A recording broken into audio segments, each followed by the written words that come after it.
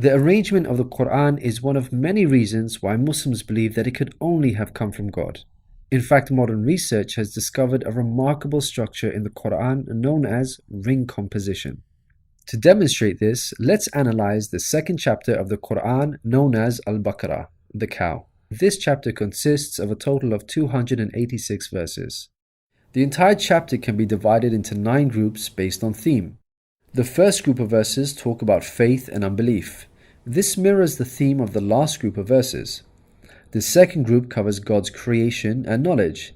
This again mirrors the second to the last group's theme. The third group discusses the law given to the Israelites, which mirrors the giving of law to the Muslims in the seventh group. The fourth group relates to the test of Abraham, a mirror of the test of Muslims in the sixth group. The middle group, the fifth group, is the central theme of the entire chapter, the change in direction of the Muslim prayer.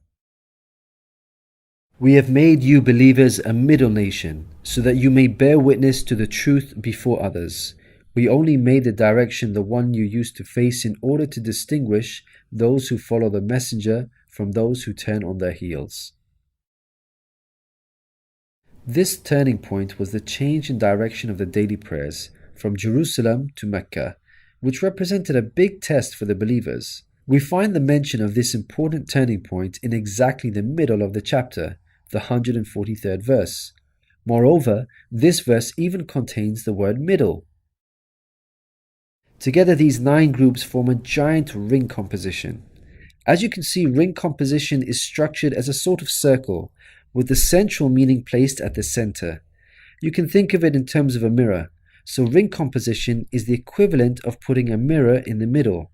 What is mentioned in the first half will be reflected in the second half.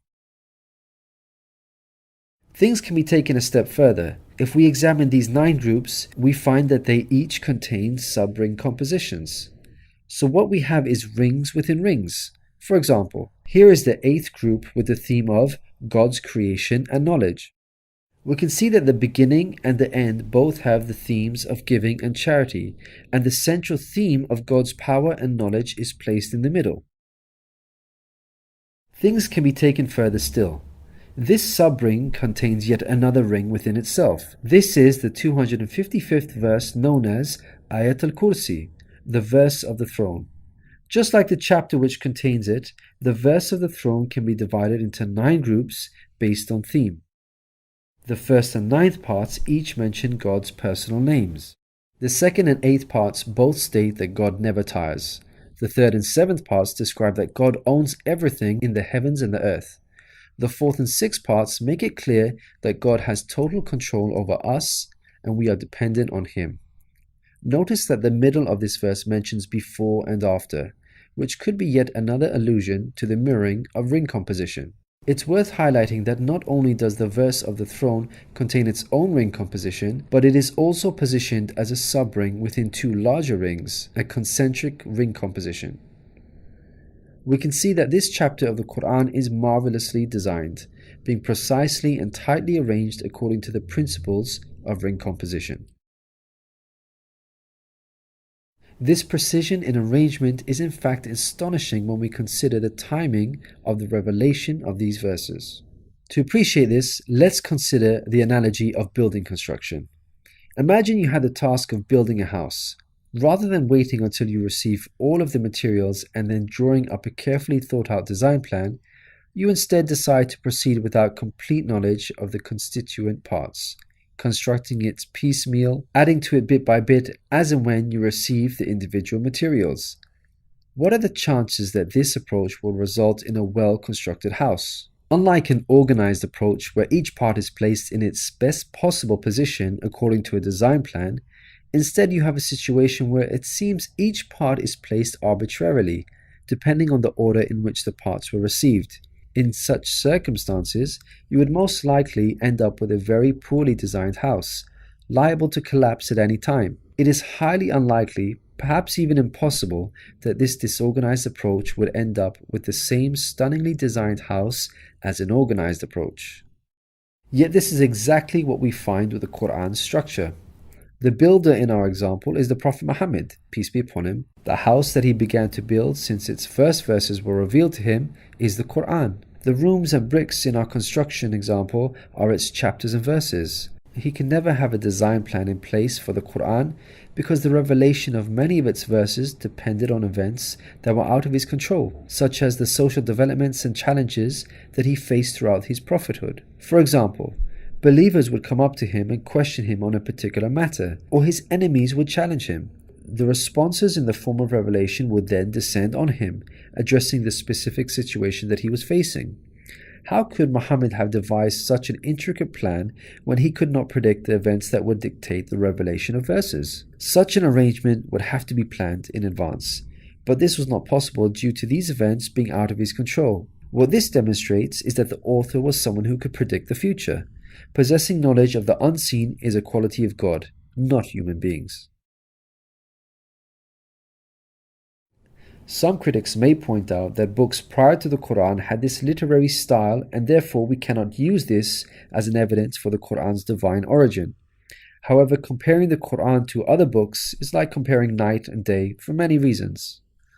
Firstly, Prophet Muhammad, peace be upon him, was not a poet nor did he have any literary reputation. In fact, like many people at the time, he could not read or write. Secondly, most people would assume that the Quran is arranged chronologically, starting with the first revealed verse and ending with the final revealed verse. This is the order in which books are typically written, in a logical sequence starting with the beginning, then the middle, and finally the end. But the way the Quran was composed is unlike any other book. Al-Baqarah, the chapter of the Quran that we have covered, was not revealed starting with verse 1, followed by verse 2, then 3, and so on. Rather, its verses were revealed out of sequence over a span of many years and interspaced with the revelation of verses from other chapters. The Quran's unusual manner of revelation makes implementing ring composition much more difficult than conventional books. Thirdly, conventional books follow an editorial process by undergoing multiple stages of editing, which allows the author to gradually refine the text over time. However, the Quran did not undergo an editorial process. Prophet Muhammad, peace be upon him, would place the verses in their positions as soon as they were revealed to him. With each new verse, he would not go off and review what had been previously revealed to see where he can position them in order to maintain a ring structure. Rather, spontaneous revelation was immediately followed by the placement of the verse, its position fixed. When we look at the history of the Quran's compilation, there is not a single instance of a verse being moved around in order to make it fit a ring composition. Fourthly, achieving ring composition in conventional books is much more feasible as the author has complete control over the content, allowing them to plan their structure ahead of time. As we've already seen with the Quran, its content was circumstantial as it was tied to events that were out of the control of the Prophet Muhammad, peace be upon him, and therefore he could not plan a structure ahead of time. Fifthly, the Quran was first revealed as an oral recitation, not in written format. With written books, you can easily plan a structure because you can quickly and conveniently refer back to what you have written previously. But with a recited text like the Quran, the Prophet Muhammad, peace be upon him, would have had to rely on his memory in order to recall what was previously revealed, a much greater challenge. In light of all these difficult circumstances, wouldn't you expect the Quran's structure to be jumbled? What we find, against all odds, however, is that the Quran contains a remarkably sophisticated structure. The circumstances of the Quran's revelation, together with its precision and harmony, represent a compelling argument for its divine origin.